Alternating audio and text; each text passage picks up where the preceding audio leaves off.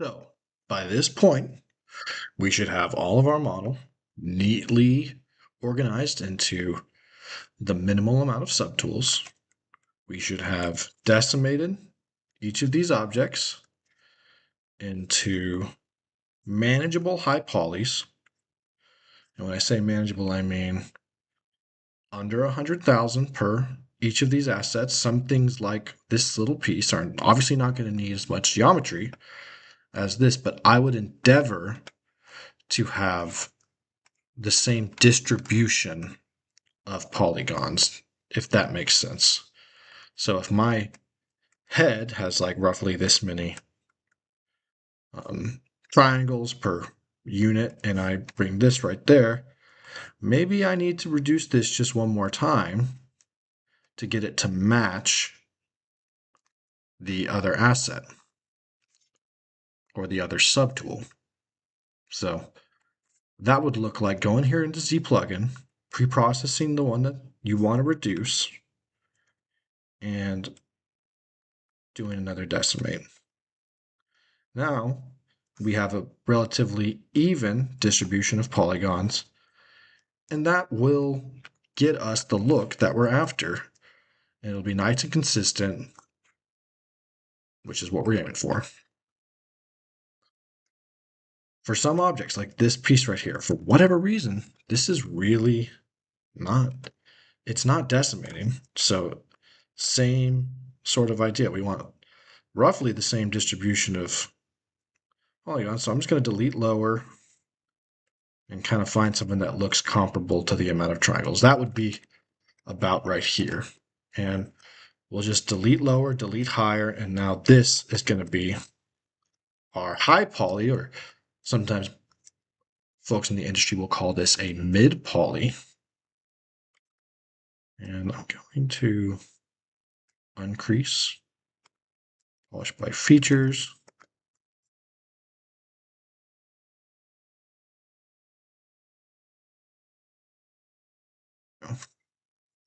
Just a little bit odd the way that was smoothing out. There we go. That'll work better. I just applied my creasing and then I smoothed it again. It's being really funky. I think there's probably something wrong with this mesh. If it was me in my project and I was really running into this, I would probably just redo this part, remodel it, because I think there's probably something causing an error at some level of this thing. But we're just going to do our best with what we have. Anyways, I'm going to go through each of these objects, make sure they're decimated, make sure they're properly sized up. I'm scrolling through my layer stack now and just framing them as I go down, checking it out, making sure they're all roughly the same amount of detail or polygons. Perfect. Perfect, perfect. Wonderful. And then now what we're going to do is we are going to show our whole model, and we will go up here to our Z plugin, and we are going to find a Z plugin now called Transpose Master. And we press T-Pose Mesh first. And what this does is it combines all of our subtools into a single subtool Z tool that we can do changes on all of the subtools at the same time. For this purposes, though, we are going to use this object to set up some temporary UVs. So we've gone to Transpose Master, and then we've pressed T-Pose Mesh. Now we have a new plugin over here in Z plugin. Shift left click on UV Master to open that up. And you'll see that we have some options here. It'll run some auto UVs, and it's pretty good with its UVs. but I'm going to press Tab and I'm going to just do a quick auto groups. Press this UV master, polygroups. Got it. Okay.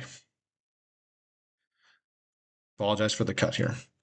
So we have our T-pose mesh visible right here. First things first, we will press Tab and we're going to go to polygroups, auto groups. Now every object has been assigned their own unique polygroup. In our UV Master plugin here on the right, we're going to click this button that says polygroups, and it's going to create a UV island for each polygroup in the model. We're also going to press symmetry, keep that activated to see if we can get good symmetrical models. And now we are going to press unwrap. It'll think for a second. It's going to unwrap all of these objects according to polygroup. And this process might take a little bit of time depending on your PC specs. We generated 64 islands in 15.10 seconds. If I press flatten here, you'll see these are my temporary UVs. It does a pretty good job of finding and optimizing these symmetrical pieces. So this is a preview of what my model would look like, what my UV islands look like. And I'm going to go in here and just unflatten that. And then now I have UVs on my models. Next step is to go back to our Transpose Master plugin and press T-pose to sub T. This option right here. We click that and it's going to say, oh, this mesh has UVs. Would you like to transfer the UVs with the pose? Now, we didn't move the model or do anything with the pose, but we created those UVs. So it's going to now take those UVs that we just created on this combined mesh and assign them to all the individual subtools on our working mesh, with them broken down into proper baking groups or the subtools that we set up earlier in the process. So I'm going to press yes. It's going to load them back in there. And then now here I am back in my, get out of Z plugin, back in my model. I now have all of these objects with UVs assigned.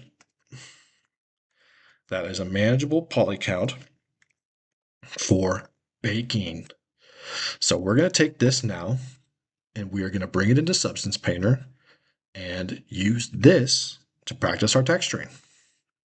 I'll see you in the next video.